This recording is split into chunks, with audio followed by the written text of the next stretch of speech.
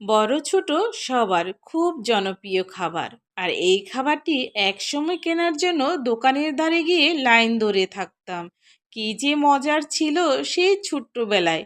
Line ধরে থাকতাম আমাদের সেই বিখ্যাত ম্যাকগাইবার দোকানে। আসসালামু আলাইকুম। এখানে আমি কুসুম গরম পানি নিয়েছি আর 1 চামচ ইস্ট দিলাম। এটা ভালো করে মিশিয়ে নিতে হবে। আর আমি যতটুকু আটা নিব সেই অনুযায়ী পানিটা নিয়েছি।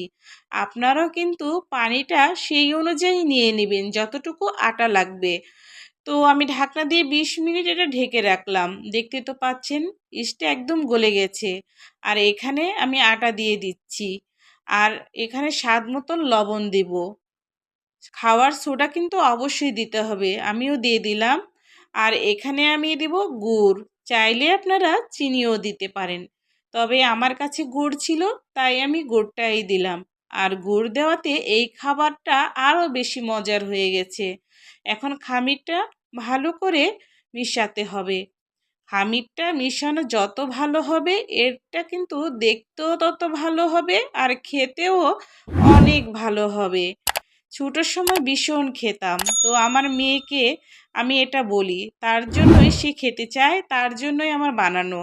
আর মিষ্টি জিরা আমি এখানে দিয়ে দিলাম, মানে সব, যেটা আমাদের আঞ্চলিক ভাষায় বলে। আমি কিন্তু আবারও খামিরটা ভালো করে মিশিয়ে নিচ্ছি। দেখতে তো পাচ্ছেন, যদি নরম হয়ে যায় আপনারা চাইলে এখানে আবারও আটা মিশাতে পারেন। আমি আধা ঘন্টা ঢাকনা দিয়ে এটা ঢেকে রাখবো। আর এদিকে তেলটা দিয়েছি, যখন মিডিয়াম হিট হবে তখনই আমি কিন্তু এখানে গুলগুলাটা দিয়ে দিব। আর এই গুলগুলা একসময় আমাদের এলাকায় খুব জনপ্রিয় ছিল। ঢাকার মানুষ কিন্তু গুলগুলা খুব পছন্দ করে। আর এই খাবারটি আমাদের ঢাকায় প্রচুর পাওয়া যায়। বিকেল হলে নাস্তা কেনার জন্য লাইন ধরে যায় দোকানের ধারে।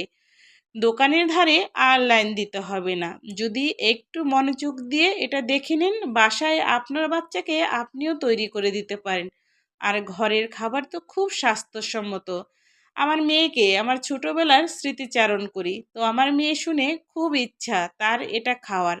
তার জন্যই আজকে আমার এটা তৈরি করা। আমি কিন্তু আজকে প্রথমবার এটা তৈরি করলাম আমার মেয়ের জন্য। মাশাল্লাহ, খেতে কিন্তু দারুণ হয়েছে। এটা কিন্তু আস্তে আস্তে ফুলে যাবে।